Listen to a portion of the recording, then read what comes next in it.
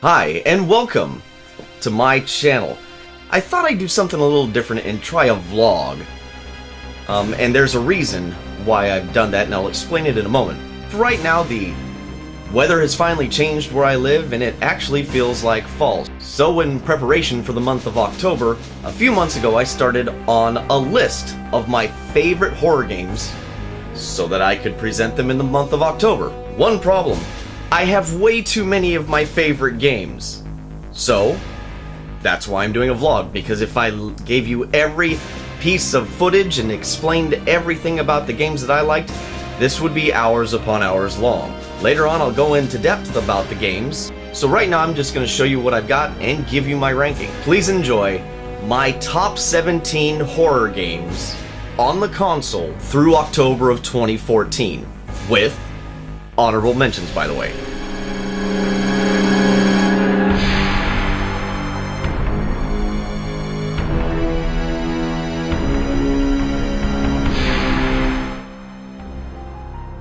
So since we're at the halfway point, I wanted to remind everybody of something. In fact, I don't even think I said it when I started the video. This list is based off of games that I've personally played. That doesn't mean there aren't other games out there that are just as good, it's just maybe I didn't play them. Or maybe I played them and I thought they sucked. Either way, if I've missed something by the end of the video, please, in the comments, let me know what you think and let me know what game I missed and that I need to either try again or play. And I'll be sure to respond and actually try the game. Up next, I'm going to do a rapid-fire honorable mentions list. Now these games are a little rough around the edges, but if you can stick with it, they're great experiences if you love the horror genre of video game. Clock Tower on the PS1, Deadly Premonition PS3, and on the 360, Director's Cut, Original.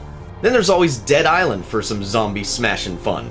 Alone in the Dark: The New Nightmare is definitely a hidden gem for survival horror fans. Parasite Eve. A bunch of people have made videos on this one. You can just watch those. Great game though. Nightmare Creatures on the PS1. Alright, stop your laughing.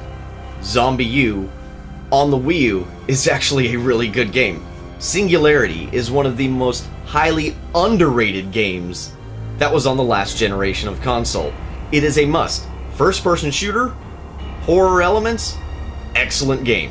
Fatal Frame. Scared me so bad I quit playing it for a year. The Suffering. Another game that scared the hell out of me and I didn't want to touch for a long time. Brand new release, The Evil Within. Pretty good game.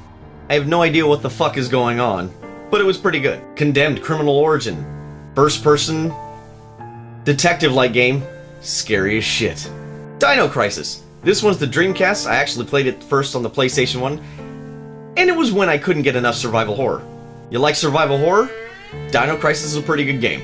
Another game just released, Alien Isolation. A fantastic first-person game. The game could have ended about 2 other times before it actually really ends, but it does a nice job tying in Aliens, and Prometheus. One of the most terrifying experiences I've ever had, just a little lacking in a couple areas later in the game, which keeps it from being amazing. Still really good, still worth a buy.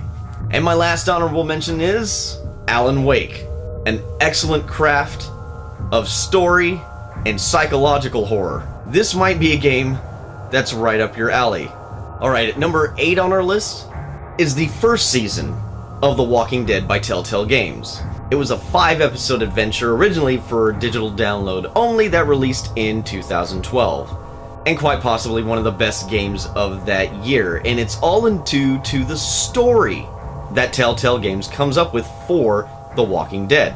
There are moments of tension in the game, but the game is not exactly action-heavy.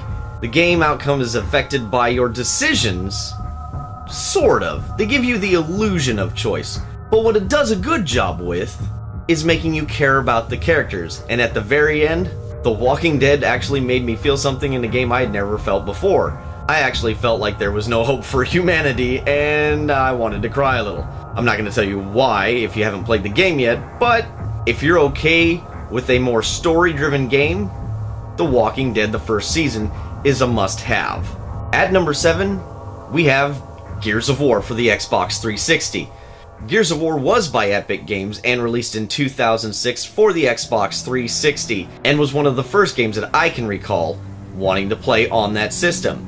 Now, most people probably don't consider this a really scary game.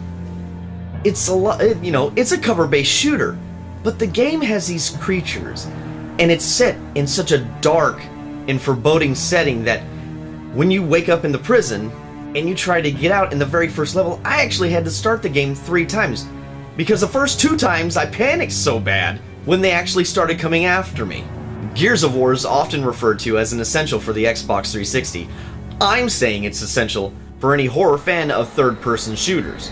Next up at number 6 is Resident Evil Code Veronica. Here's the Dreamcast, and then Code Veronica X on the PS2. Now, Code Veronica X is actually in an HD remake on the PS3. I think the 360 as well. But this one was the original version, and it's actually the first version I played, and I played it at a friend's house. I didn't own a Dreamcast, so I had to grab the PS2 version. Code Veronica by Capcom was released in 2000, and it still continued the survival horror genre, and what I mean by that is third-person tank controls. You play as Claire Redfield, and she's looking for her missing brother Chris, and it takes you on a quite over-the-top journey in search of her missing brother. Along the way, she gets infected with the virus, has to get rid of the virus, and ultimately find her brother wherever he is. Code Veronica is kind of regarded as one of the more difficult games in the Resident Evil library, and I'm not going to disagree.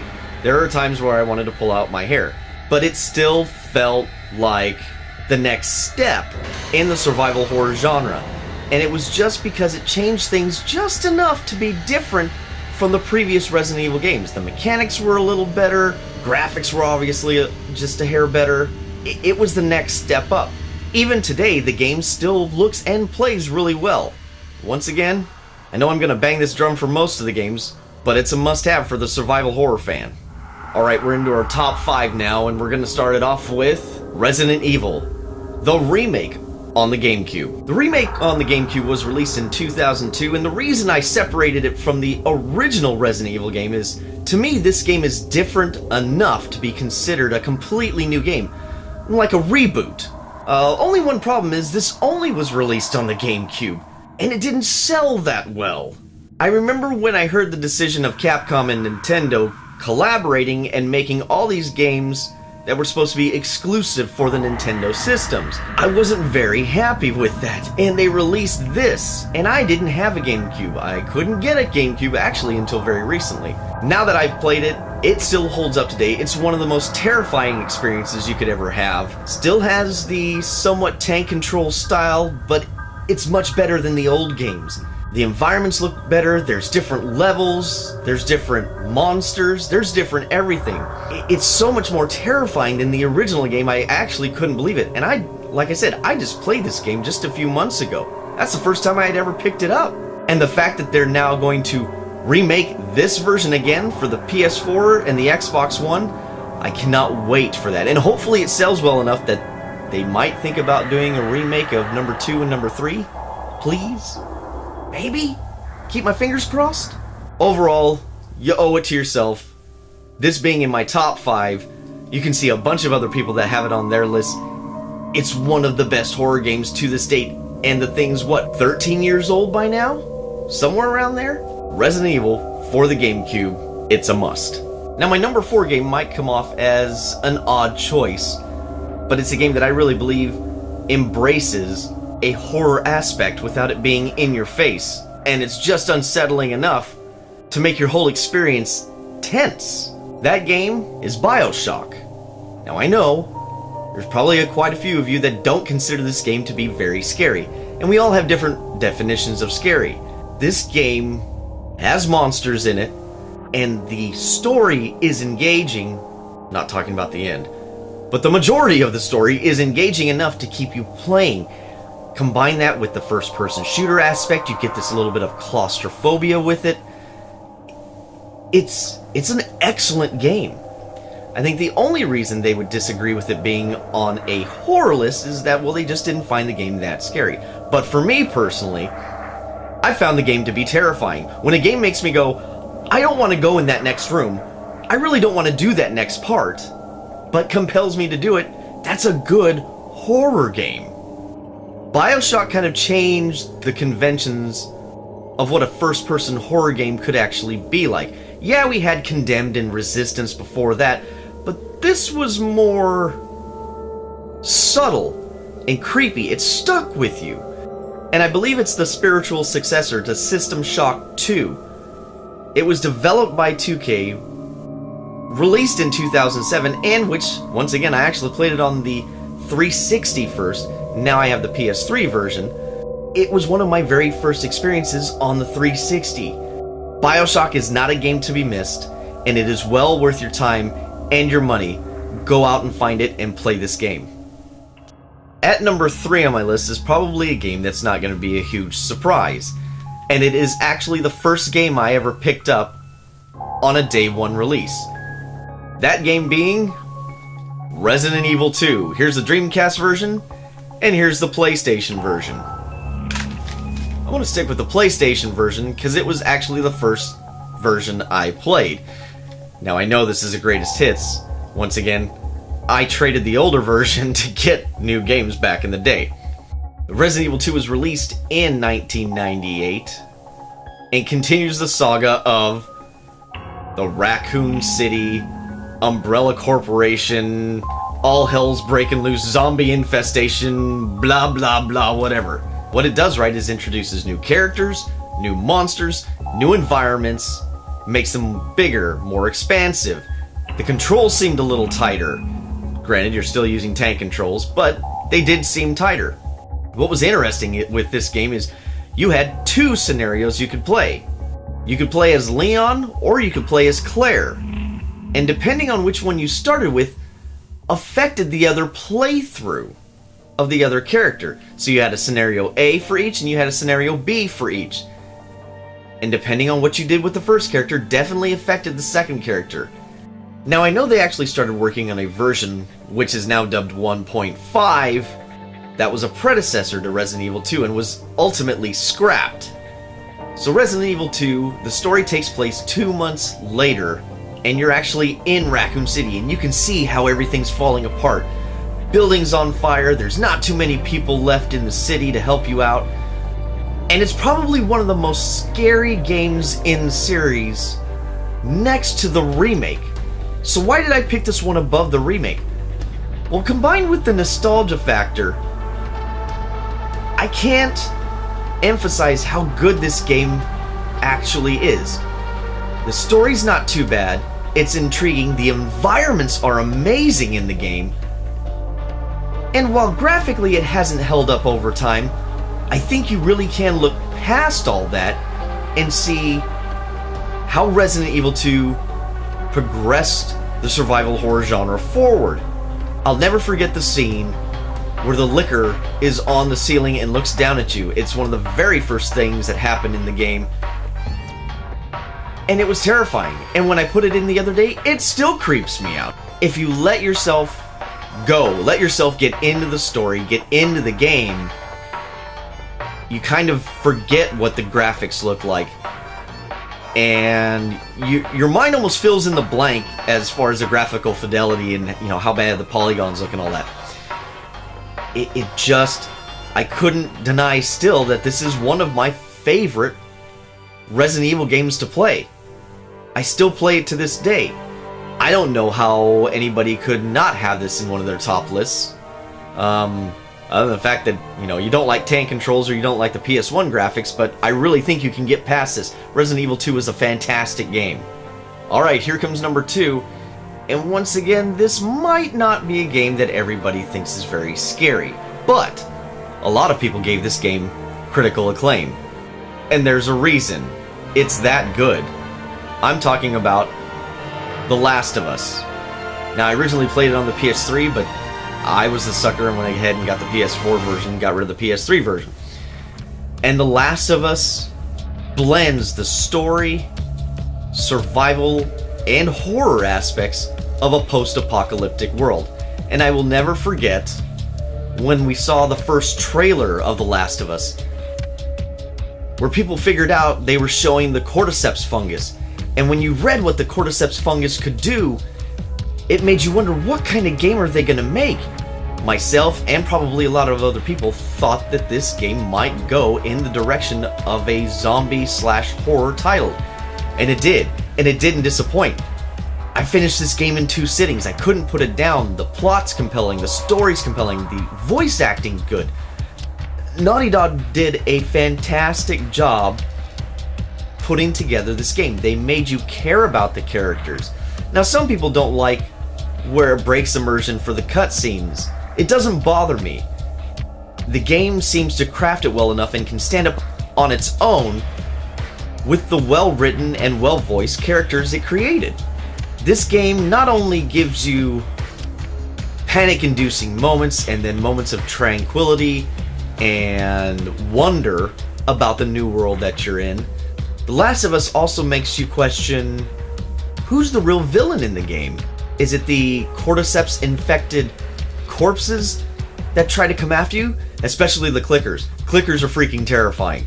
They're the worst things ever. That clicking noise they make, especially when they're off-screen, you almost want to stop playing the game.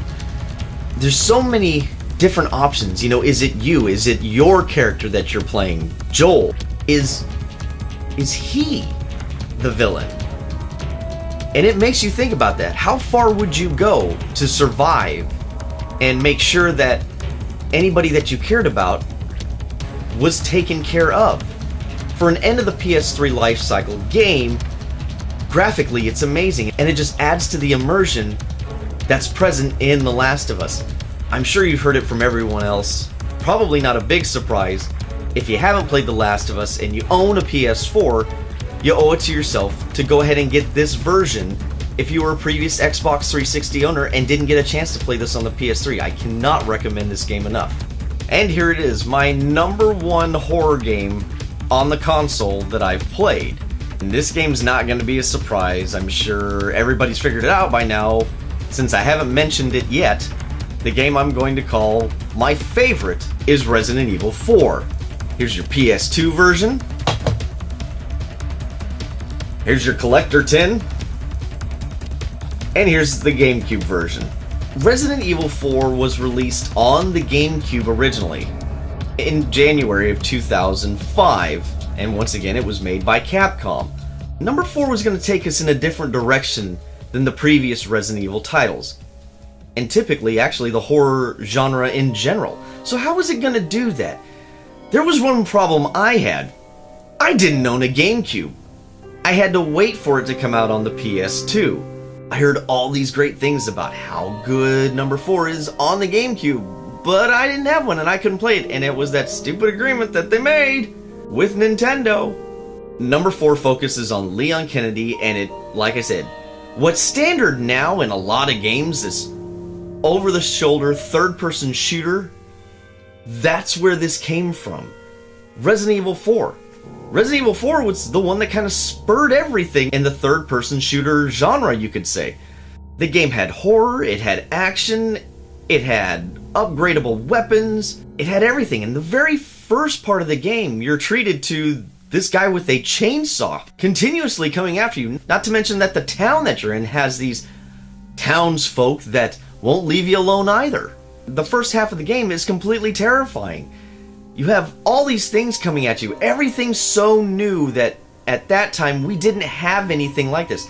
Now by today's standards, it's still a great game, but you feel like you've seen it before. But that's because this is one of the games that pioneered that kind of style. Second part of Resident Evil 4 has much more action elements to it. So it's a great blend of both types and styles of game. Popping this game in a few weeks ago, I also got the HD version on my PS3. It's great. It plays well, and I know they just released a PC version not too long ago of the game as well. It actually progressed the genre forward, and I'm kind of hoping that actually happens at another point real soon. I know Shinji Mikami tried it with The Evil Within. I don't know if it really did anything different. That game has some missteps, and I think it's because it borrowed a lot of themes and things from Resident Evil 4. Yes, the story was nut bars, but mechanically the game did a lot of the same things, and I think there was a better way to progress. So going back to this, For me, objectively, Resident Evil 4 is still a better game than The Evil Within that just came out. These aren't the easiest to find, so maybe the HD version is a better option for you on the 360 or the PS3. But yeah, this concludes my list. I hope I was able to show you something that you might not have seen or thought of before. All these games are excellent and worth playing, and if you're on a budget, most of them you can find for pretty cheap, except for the newer titles, of course. Thanks for watching my video. Resident Evil 4 is my favorite horror game. Please subscribe, like, comment, share, all that good stuff. I'm going to have more lists. I've been working on them since July, and lists are fun. They spark debate, and I'd like to hear from you if you have anything to add to the conversation. Thanks for watching, and take care.